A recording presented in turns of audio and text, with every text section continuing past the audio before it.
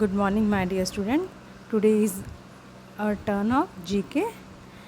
GK में हमने unit 2 में चैप्टर 6 पढ़ा था, इंडियन सॉब्रिक्यूट्स, जिसमें इंडिया के अलग अलग सिटीज़ का निकनेम क्या है, किस कारण से फेमस है, उसको हमने देखा था. अब नेक्स्ट हमारा है awards and honours. Chapter 7 awards and honours. ये अवार्ड होता क्या है? What is award?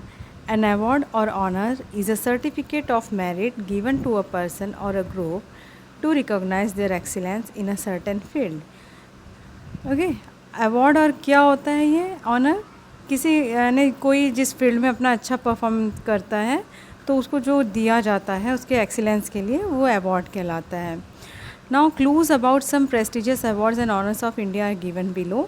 Can you identify and write their names?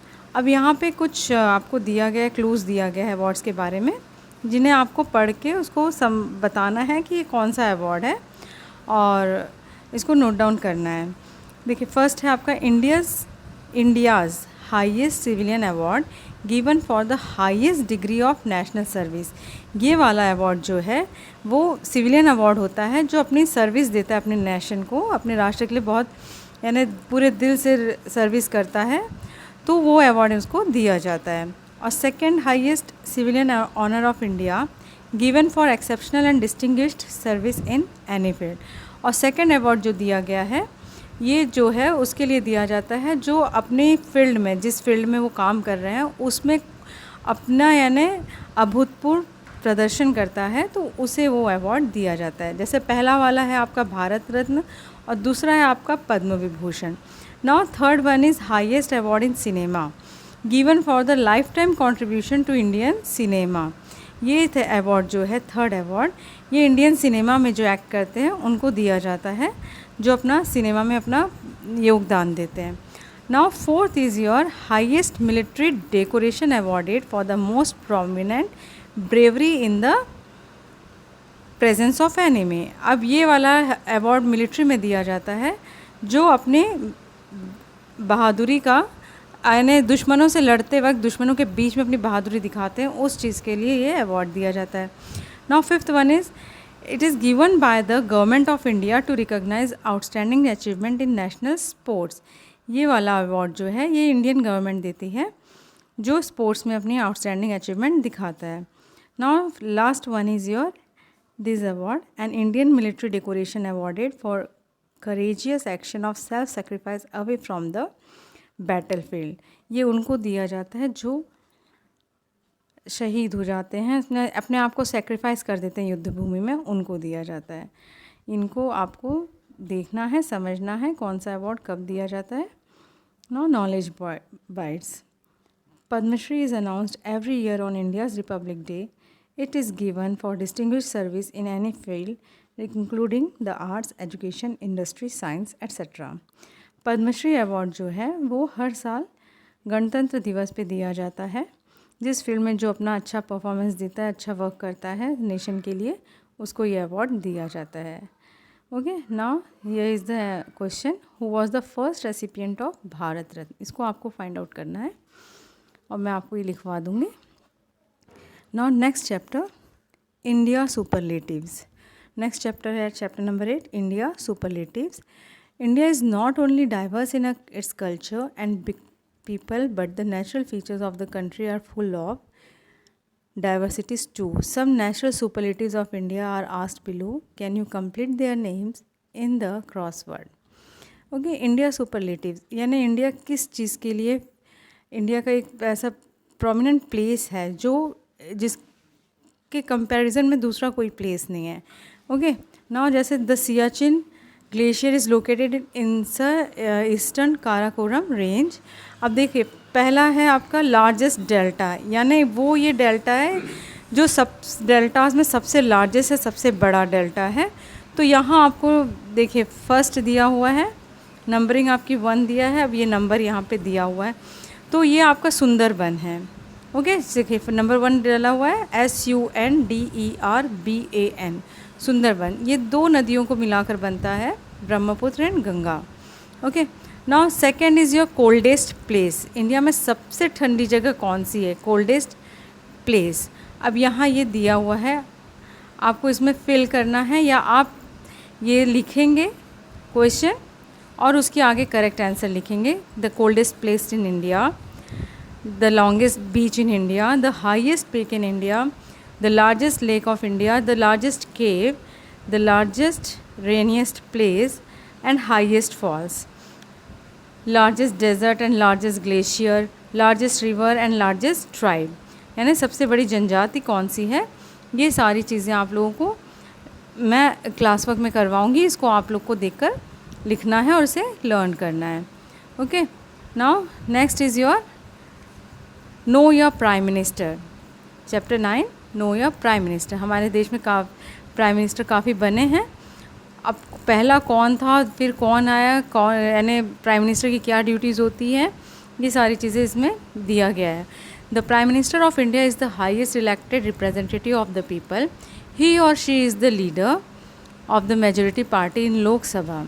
Okay, prime minister क्या होता है, ये सबसे हाईएस्ट इलेक्टेड रिप्रेजेंटेटिव होते हैं, जिनको इलेक्शंस के थ्रू जो प्राइम मिनिस्टर बनते हैं और जनता के लिए बनते हैं।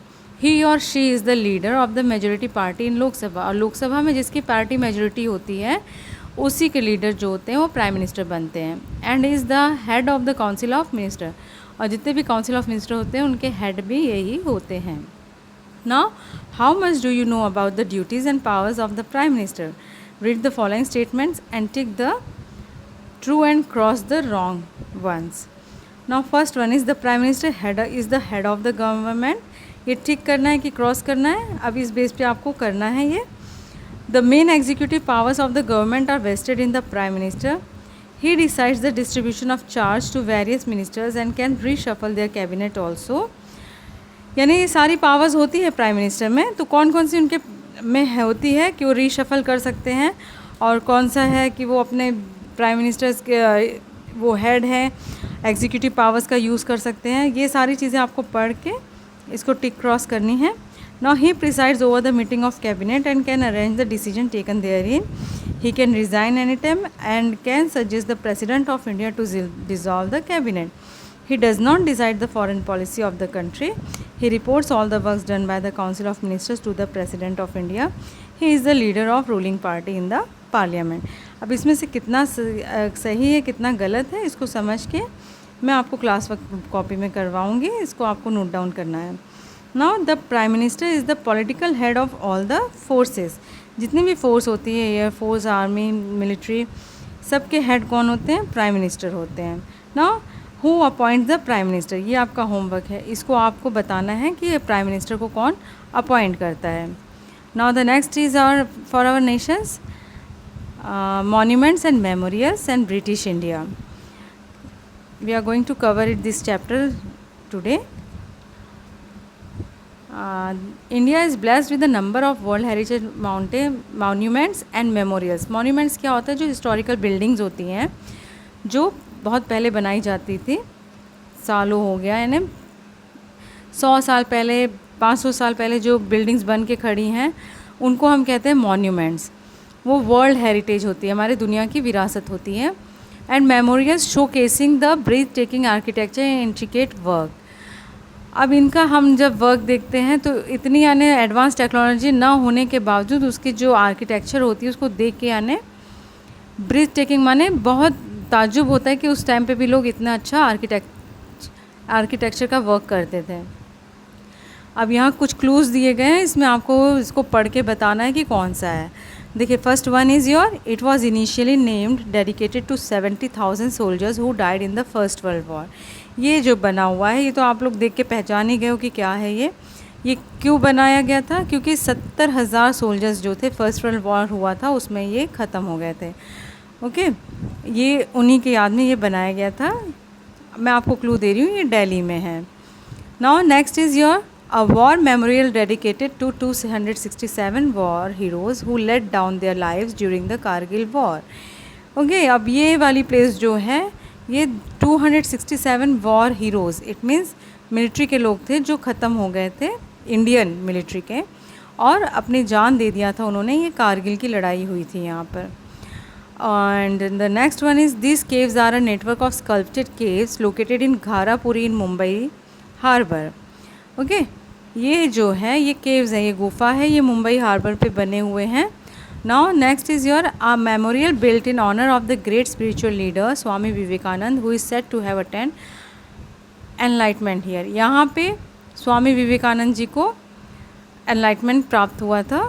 Now there is next is your it was a large Buddhist monastery and the centre of learning in the ancient kingdom of Magadh. जो मगध का प्राचीन राज्य था वहाँ पर ये लार्ज बुद्धिस्ट मोनेस्ट्री, ये मठ बनाया गया था बुद्धिस्ट का। इनको आपको पहचान के लिखना है। Now it is conceived as gigantic solar chariot with 12 pairs of decorative wheels dragging by 7 horses.